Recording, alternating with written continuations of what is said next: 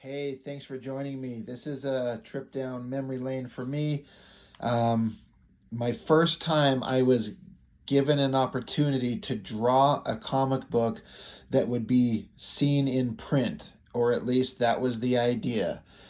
Um, and so that's what I have here. I have an entire, I can't, I didn't count the pages. It's something like a 24-page comic right here that I'm going to show you. But a little bit of the backstory is, as most of you know, I'm working on my He-Man fan comic. Now, I've been doing this for years, and if you've watched any of my videos, you'll know how I've mentioned that I started it, and then there were some big gaps of time in between me working on this in stages. The first pages I ever drew, the first 24 pages, which is the first 1/3 of this book one, all this stuff. Um, I was working on it, and just because I wanted to tell the story, I had no idea how I was going to put words on it. I wasn't going to letter by hand. I had no interest in that. I didn't know what kind of computer programs to use at the time. And this is going back 15 years, honestly, something to that effect. and but I just wanted to draw it. And so I was doing the best work that I could do. And then as I got out there, I made some connections. I honestly can't remember how, with some guys that made these comics here. I'm going to show it up close. Red Leaf Comics. It was just a small, independent, very small, very independent publisher with some guys headed by a guy named John Helmer. And they were just kind of putting together their own books. Now, this is a contentious point for some people, but you're doing work with no pay. It's just the opportunity to get some exposure and blah, blah, blah. And I know a lot of people out there are like, absolutely not, absolutely bullshit. You don't do that. If you're going to work, you get paid. Well, guess what? These people don't have any money. But what they did have was the opportunity to put your work in a book where it'll be printed, even if it's just in black and white, like most of these. I couldn't letter. I couldn't do colors for a cover. I couldn't put it together. I didn't know a publishing place. I had none of these ideas. And I also, honestly, needed to learn. I needed to focus. I needed to practice my skills. So I took my He-Man comic that I was working on and I set it aside. I packed it all up, made a big pile of the pages, and set it on a shelf off to the side to focus on this. I was going to do the best work that I could do for these people. I needed the practice. I needed to network. I needed to learn. And I had the ultimate goal of wanting to see my work put together in an actual comic book. Now, none of these are this, because this never ended up getting printed. I don't know the exact details, but I'll tell you what I think happened. But I've got these out just to again show some of the work that they were doing. Now this cover, this is my artwork. Not the coloring. I think the colors did a pretty good job. The idea was to have this character, this female warrior from World War II, being found by the modern version of this character. I guess I need to start. Kind of the elephant in the room. I'm kind of, I don't know. I kind of want to watch how I verbalize this in case the guy who created this character and gave me some of these opportunities is a legitimately good man, good friend, good guy. We don't speak that much anymore, but we still, I know he's still out there. The guy who created this, Canadian guy, and so he creates a Canadian character, and he's called the Leaf. It does not work. It never did. The costume does not work. It doesn't even make sense. It's like a skin-tight outfit, but he puts on a mask. But the mask is just this, he just looks like he's just a pale white guy. He's always drawn this way. It's not like a mask with like a seam where, like Batman, where you could see his open mouth or his eyes. It doesn't function on any level. And then his costume is wearing a giant maple leaf on his back. And he basically blows around the city like a leaf on the wind. I'm sorry. It's just the problem is that they take it so seriously. Like they wanted him to be the serious superhero character. He's a legacy character. His costume is iconic, was his words to me. Now I started coming up with different designs for the guy. I tried to make it more interesting to my eye instead of just a giant leaf-shaped kite on his back, which doesn't make any sense. I like maybe he's got a cape that could fluff out to look like the leaf. Maybe he's got some goggles on. Maybe he's got some gear on. Nope, they wouldn't budge from this white, pointy part, red leaf design. And the argument was it's iconic looking. And I'm like, no, I kept this to myself. It looks stupid.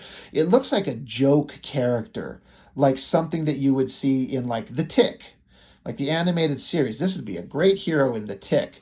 He just blowing around like a leaf on the wind. Oh, wait, the wind blew the wrong direction, so he's being blown away from danger.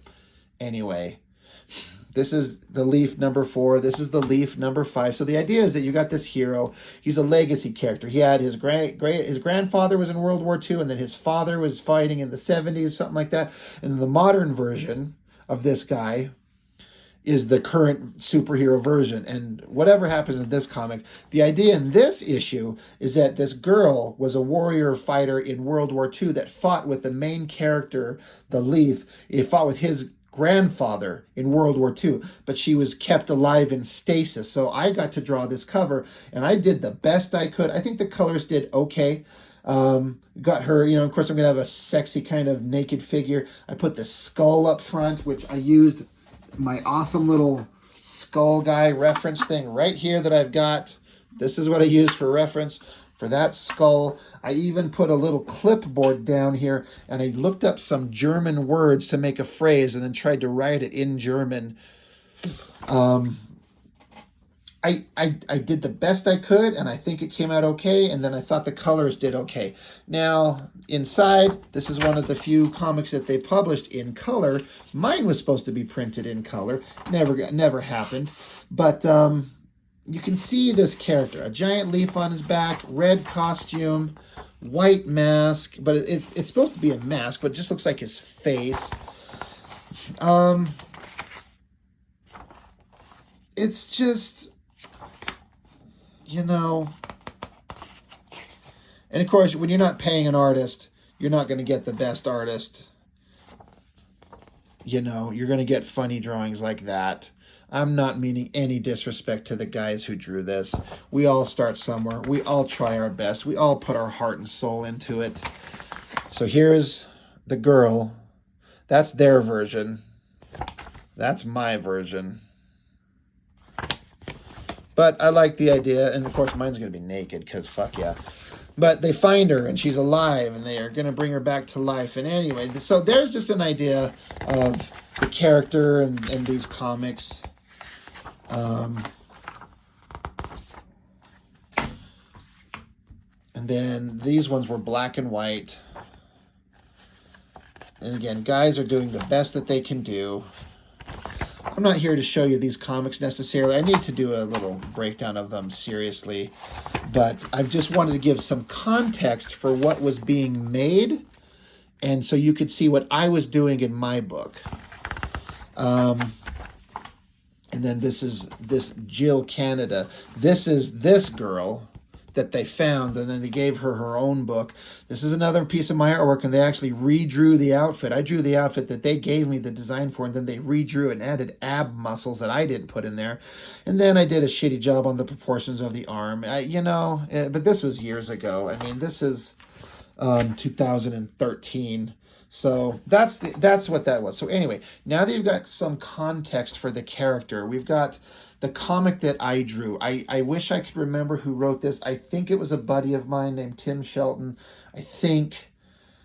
But anyway, the idea is that it's going to have these cops. Last names Willing and Able. Like Detective Willing and Detective Able. Willing and Able. Do you get it? And then eventually later in another issue, they come up, there's another detective. His name was Detective Ready. So you were ready, willing, and able. I'm not making this up. I'm dead serious. Anyway, the story is that some guy, mysterious guy, calls in the detectives willing and able. They're basically Mully and Skulder. I did that not intentionally. Scully and Mulder from the X-Files investigating shit. So this is me doing the best that I could do at the time, and you can see the complete lack of understanding. Like, I got the basic 1 point perspective, but there's no life on this city street. Where's the cars? Where's the street lamps? Where's the trash cans? Where's the believable details on these buildings? I was trying. Backgrounds are kind of half-assed there. I was trying to do these faces and the shadows as best I could, trying to make the sexy faces or the female faces look attractive. Basically, this guy's called them on the scene, and there's something here they need to go inside and investigate. So they're like, okay, inside this building here, all right, they're talking, they're doing something. Let's go look inside. Let's investigate. So that's my page 1, and I did it on this blue line artboard. It's this thick board, this really thick paper, which I like. I've drawn on some stuff that's very thin. This is a thicker board, so I really liked it. So again, I'm doing the best that I could do. They go inside this warehouse, silhouette opening a door, and there's supposed to be this inside of this warehouse. Trashed, garbage, stuff blown up. I tried to do some walkways up here on the top. There's supposed to be this dead body under a tarp. So what's funny is I haven't looked at these pages in a long time. I was digging around and found this, and I didn't bother to flip through it. I'm just going to look at it fresh, right here, right now, on camera. I can tell, I can see, and I remember that I was doing the best I could do, but I was having such a hard time understanding how to come up with believable details and backgrounds. Like, where do you find these details? How do you find this stuff? How do you know? How do these artists understand what's in a warehouse? I don't know. Again, this is a decade ago. Anyway, mysterious guy in trench coat takes, X-Files people over, and there's this half-dissolved dog. Like, his back half is dissolved down to the bone. So the girl, she's reaching down and looking at it while the other two guys go off. I got this spotlight as they wander off. She touches the goo on the ground with a pen, which I drew. It's kind of small. And then she's looking at it up close, and it's like dissolving her pen. I kind of did okay on that face. Then we cut to the guys. They're looking at something else, pointing off into the distance. It's going back and forth between the girl observing and then the guy. So the girl's looking at the pen, it's dissolving, a close-up of the dissolving, and it's like spilling onto her finger, burning her thumb, but it doesn't seem to be hurting her or affecting her. I kind of thought that kind of came out okay. My inking is still kind of terrible here. For some reason, I think I was going to eventually add backgrounds, but I can't remember. This guy and this girl, this X-Files couple, they had some kind of special powers. I wish I could remember what they were. But this guy, the concept of what goes on here in these panels is that when this guy steps his foot down, he can hear, and the vibrations resonate some energy that he can interpret on some level. Something about vibrations and sound. And so trench coat guy, you see him here, and it's the same panel, but explosive energies and stuff. Like this guy is determining something. Meanwhile, the girl's looking at the dissolved pen. So that's what's going on that page. And then the guy's determined, like, there's something down underneath the ground. We need to look. So he's pointing down. The girl comes back. She's bandaging up her hand. Smoky background. I was just trying to come up with any bullshit ways to add something in the background that didn't involve me drawing perspective and details that I didn't know how to decipher. They find some kind of like lever or like a door that opens into the ground, like a giant pool filled with water. I don't remember what the fuck this had to do with anything. Something was trapped under here. I had the perspective all fucked up on this thing with this giant long, it just doesn't work at all. Anyway, the trench coat wearing cop, he's making a phone call. Meanwhile, the X-Files guy and girl are looking on. Something's going on here. And then we cut to another scene of a guy training. So I am remembering the guy who wrote this story, he was trying to cram as much story as he possibly could. So he was putting, like, this is 1, 2, 3, 4, 5, 6, 7, 8 panels on this page. And it was only supposed to be like a 20-page comic, if I remember correctly. But we get to the end, and there's supposed to be this fight with this monster. And he was cramming 7 to 8 to 9 panels a page at the end of the book with the big fight with the monster. And I was like, dude, you've got to let me restructure the visuals. You got this broken down in panels. It's not working. I get what you're trying to do. They had so much story build up at the beginning. By the time we get to the fight at the end, there's no space to tell it in any way that's interesting. I'm like, so, and as a writer, he's just trying to write, but he doesn't understand at the time the visual need to make it, to space it out and give the visuals an opportunity to tell the story. Without cramming it all in at the end. I remember having a conversation with them. But anyway, after this mystery that they've uncovered, they're calling, now this guy that's training, this is our hero, Mr. Leaf Costume. So I was supposed to draw him in like a dojo. He's training on like a practice dummy, giving it an elbow, giving it a knee.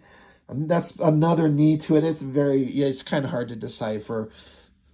Again, I'm doing the best that I could do at the time, but they're calling in the hero. Hey, we need help. So we have him stopped. He's got some kind of mysterious guy that's helping him train. Our hero pulls his cell phone. Now, this is a cell phone based on one that I owned at the time. It was a little flip phone, and it's supposed to have some text. I was going to hopefully have the letterer write some text on the screen for like the message. And then I did a big close-up of the guy's face, and this is me trying to do the best face that I could possibly do. You know, shadows, lighting, nose, lips, mouth.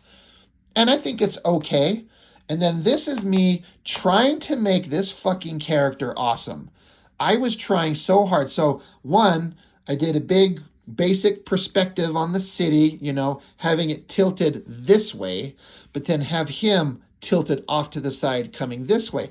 No, I don't think like I did myself any favors by having the main figure way off to the side, and he didn't need to break the border on this panel here. He could be, if I could take this and just move it center, it would be better, but this is what I did at the time. But I wanted to give him dynamic, I wanted him to look like he's rocketing through the city at Superman-like speeds. He's a hero. He's awesome. He's powerful. He's not, you know, blowing around like a leaf on the wind, like these things here. Like, I'm sorry. I'm not trying to disrespect these guys, but I was trying to make something of this. It's hard, especially with that leaf-shaped cape. Anyway, so I feel like I kind of did okay.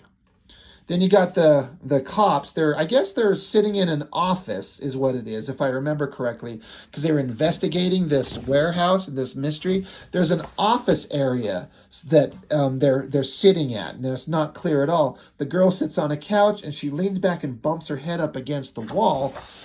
And now that some sound and some vibration has happened, as we established earlier with the guy and his foot on the ground, the same kind of sparkles and lights, and he's like, wait, there's something behind you. It revealed something. So you find a secret lever. So this is them pushing the couch back to reveal an open secret slot in the floor. It's sort of able to kind of tell what's going on here, sort of, kind of. Not very well. And then we go into this room with all these computer screens and stuff. Now, you can tell I was going for the detail. I was putting in the best effort that I could do. The girl looks up at the close on the computer screen. She's getting a call from her little wire. You can see it down here, this wire going to her earpiece. And then while they're getting a call, like there's something wrong, some kind of emergency, they're following a trail behind these panels, these computer screens. And I think that these computer screens, like I said, I was trying my best. And I think I ripped off some of the designs from like a Silvestri Cyberforce or something like that. But I had to have some kind of direction. Anyway, they come around a corner like something was here. And what they run into is a giant hole blown through the wall and then smash rubble on the ground. And you see footprints walking out. And then you got a chain link fence ripped open. And then it just walked off into the city in the background. What is the city with this specific building in Canada? Is it Toronto? I don't fucking know anything about Canada. I even tried to like have them in fog and have it faded out. I kind of think that the outfit looks okay. I think the lighting on the girl's okay. I don't hate this. It's okay.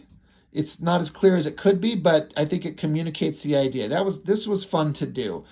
I'm just pushing myself to meet the challenge, you know? So anyway, so basically the idea is they went into this warehouse like I was getting at the very beginning. They go to this warehouse, dissolved dog, mystery, a chamber where something was kept, a secret room with computer monitors and stuff, and then obviously some kind of monstrous creature is out into the city. On to the next page. Again, I had to do a city scene, a street, a car, a bunch of cops. You could tell that I was trying. I straight up traced a picture of a Dodge Charger, which I own a Charger. I am on my fourth one. This is probably my car. I just took a picture of it. I tried to keep the cops in perspective and size relations right. I failed, but I was trying my best. But the cops, including the Leaf, who's flying down into the scene, yes, the Leaf, you know, Canada's version of Batman, there's a dissolved skeleton, just like that dog. So the main X-Files cop guy comes up, he's touching the skeleton, and we're supposed to be seeing from his perspective, like he can see in reverse, like negative vision, footprints walking away into the distance from the skeleton. So the Leaf goes to track it down. It's supposed to be him like flying away towards it. He goes around the corner of an alleyway here, and the X-Files cops are like, wait, hold on, you know, detectives ready or willing and able. They go around a corner like, wait, Mr. Leaf, Mr., you know, Canadian superhero, most badass superhero of the city. We think there's a monster back there. He rushed headlong into battle. Splash page of this monster. I think they were calling him, he was called the Mass, because he was like a giant cancerous tumor. So our hero was already defeated. They got the cops pointing their guns, and this, I still kind of like this drawing, despite all the things I can see wrong with it. I was trying to imagine a big Joe Madureira type monster with like bones sticking out of it. I was given this kind of design direction. Distorted face, bones protruding out, leaking goo from his face. I kind of like the face of the cop, the hands pointing the guns. I remember referencing, I've got some toy plastic guns I kept from childhood that I referenced my own hand holding the gun. Same here. I tried to make the character of the Leaf look good. I was doing this like goo on the ground and blood just to make it look like reflection. I was doing this white splatter stuff, which I think still kind of works. Even the goo squirting out of his hands here. I was giving my all. I was doing the best I could do, and I think it still is kind of okay. It's not great. It's not, you know, wouldn't be published by any major publisher, but for what I was doing at the time, what I was going for, what the other guys were publishing, I think I was doing okay. And that was supposed to be basically end part 1 or something like that. End part 1, start up part 2. Trench coat wearing cop who was in the first pages, you know, he was all the way at the beginning of the first, you know, he's still here apparently. He's on a cell phone calling in more help, and we've got the cops opening fire on the monster. And again, I think that this monster drawing came out kind of okay. I don't mind the angle, like the goo flying around. You got the hero on the ground. It's supposed to be his eyes open. He wakes up. He's like, oh God, whatever the hell happened to him. He got knocked the fuck out. Again, I was going for a low angle, trying to do some stylish stuff with the gun blast and him getting hit. The stupid hero guy, he suddenly, he jerks back to consciousness. He's like, holy shit, what the hell's going on? I'm trying to show the monster holding him and like his spandex outfit being flexed and pulled, like, you know, you're like you grab someone's shirt and pull on it. That's what's supposed to be going on there. Trying to make sense of that ridiculous Leaf cape. I even had it intentionally get crumpled up because he got smashed on the ground, so I didn't have to draw a big pointy Leaf cape. I mean, you try to find ways around this shit. And then this is another thing where I was instructed to draw a panel where Officer Ready, the guy, or not Ready, it's Willing and Able, to show him circling around behind the back of the monster creature. So I just showed their footsteps and like a downward shot. And then I've got a shot of the Leaf trying to get away from this monster thing. I was having fun drawing this monster and these big toothy, screamy faces. But the officer gets behind him, shoots him in the back. And then the Leaf guy, he's like trying to get away. I had fun with this shot. I feel like the face here is kind of okay, but this monster face, the teeth, the tongue, again, in my brain, my mind, I was trying to channel like McFarlane Monster Venom and Madeira Battle Chaser monster creatures type stuff here. Trying to do something, and it's kind of okay. Again, I'm not saying, when I say it's okay, I'm not saying it's perfect, but for what I was doing more than a decade ago, I think it's okay. What's funny is I've got another comic I'm going to show you that I did years before this that I think actually looks better. So it's funny. 15 years ago, I feel like I drew a full 24-page comic that looks better than this one that's even more recent, where in theory I should be better. I don't know. It's just the vibe that I was doing at the time. And again, with both of these aren't like rushed comics. I was trying to do the best that I could do, actually drawing out borders using actual official comic book paper. Anyway, I feel like they were kind of okay. I thought these were fun, these faces. Again, the Leaf is using his rocket boosters in his boots, which of course he's wearing spandex. So I'm like, let me draw him with some thick boots. Let's put some armor on this guy. Let's give him a reason to have rocket boosters. Like, no, they're micro boosters hidden in spandex boots. He's trying to get away from this guy. Okay, fine. You guys own this character. Officer Willing, he ran out of bullets. So he sees a bone spur sticking out of the monster's leg. So he runs up to it, grabs it, and snaps it off. So I guess if shooting him with like emptying a clip of 9mm bullets into his back doesn't hurt him, I guess snapping one of his bones off will. Again, I'm trying to do basic perspective and alleyway scenes and backgrounds, sort of. But that pisses off the monster. The monster angles back. The Leaf gets away. Now, Officer Willing, he's like, oh shit, I just snapped a bone off the monster. I'm going to die. In the background comes Officer Able, the girl. If bullets don't work and snapping a bone doesn't work, she's got like a pipe or something. And she comes up and clocks him in the face. Again, you could see me trying to interject some energy, some speed lines, some scratchy knife scraping away of the ink, trying to do some dramatic shading, while the girl hits him with a pipe upside the face, as if emptying a gun into him wouldn't, or snapping a bone off him wouldn't. My God. But of course, the bone is dissolving. So she's like, oh shit. The guy, he backs up against a wall. Then the girl, it's a close-up of her eyes. She's having some kind of like moment with the monster. There's some kind of like understanding, a close-up of the monster's face. But then he does this like backhand bitch slap to her, and it looks like it snapped her head off. I honestly can't remember if I was supposed to make it look like it broke her neck or not.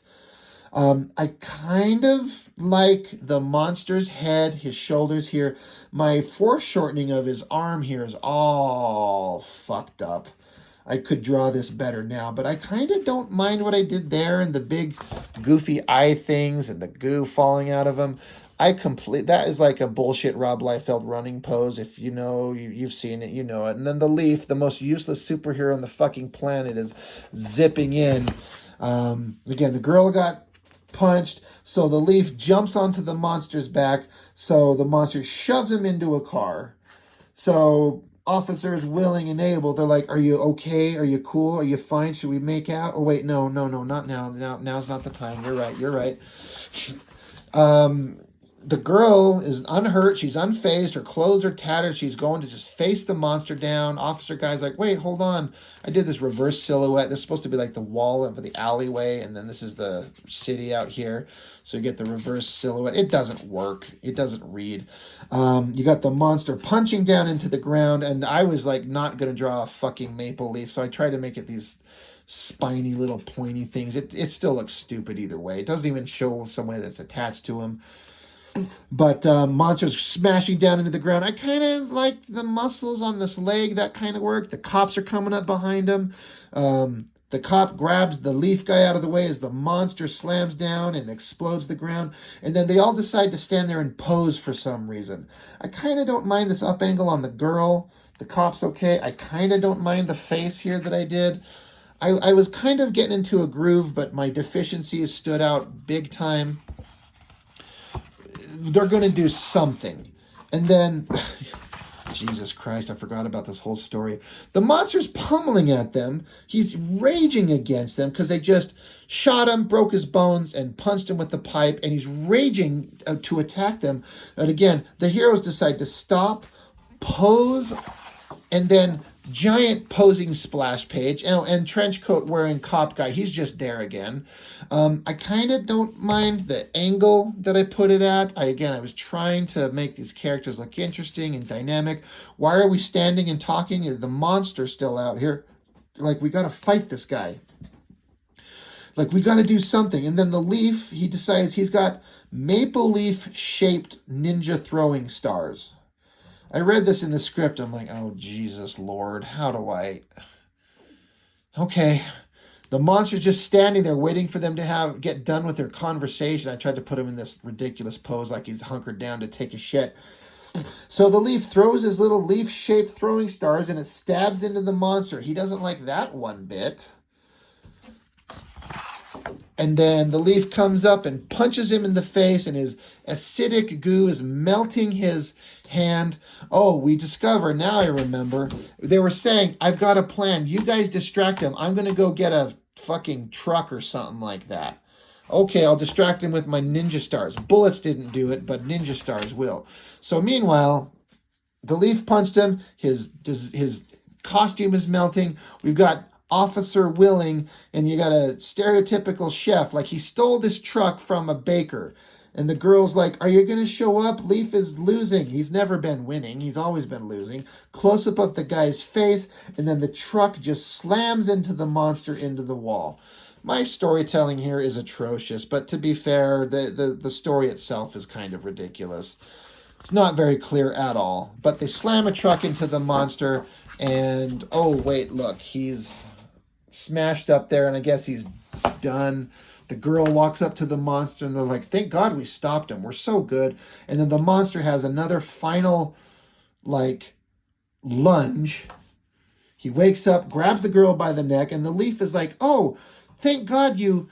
because I was required to draw. He stole this truck from a baker or a chef or a restaurant. The side of the truck is blown open, and there's a bunch of cold, raw, uncooked meats spread onto the ground. So the Leaf grabs a rack of ribs, goes up to or tosses it to the girl who's getting choked out by the monster, tosses the rack of ribs, and she stuffs it down the monster's face, and he just starts eating the rack of ribs. And she's like, whew, thank goodness that worked. Yeah, that happened. That is the resolution to this story. And that just makes the monster fine. I guess he's passed out. He's got the meat sweats. He's tired. He's taking a little nappy nap. Our heroes are standing around blowing each other about how awesome they are, even though the cops are kind of the only two who did anything worth a while. The hero, the Leaf, he's like shaking their hand. He's like, thank God I saved you. And they're like, yeah, thank God. Kind of don't mind the face there. This panel kind of works. And then they're loading the creature onto a truck, and trench coat wearing cop is just like, God, I got to get out of this city. This place sucks. Anyway, that is the comic that I drew for Red Leaf Comics, the Leaf comic book series, like more than a decade ago. Good guys all trying to do the best they could. We're all amateurs. We're all nobodies. We're all trying to come up with the best stuff that we can possibly create. And when you don't have any money to pay artists, you get what you get, and you get dumbasses like me trying to do my best. And that's why I was willing to do it for free. I needed to learn. I needed to grow. I needed to sit down and be forced to draw a comic with stuff in it I would never think of drawing, including feeding a giant cancerous tumor monster a rack of ribs to defeat him, and having your awesome badass, legacy superhero just get his ass kicked page by page. I would never have written a story with this type of stuff, so that's why I needed to draw it. I needed to practice. And it was all time well spent. I've networked with people. The guy who colors my work currently, I pay him. He lives in the Philippines and he's colored several pinups and he colors the covers to my comics. I met him through doing this stuff. So it is what it is. You know, we all start somewhere. We all try our best. And that's it. That's all I've got for now. So if you've joined me for about 35 minutes of me going over this ridiculous story in my old artwork, thank you for joining me. It's fun to revisit these. So anyway, that's all I've got for now. Thanks for watching. See you next time.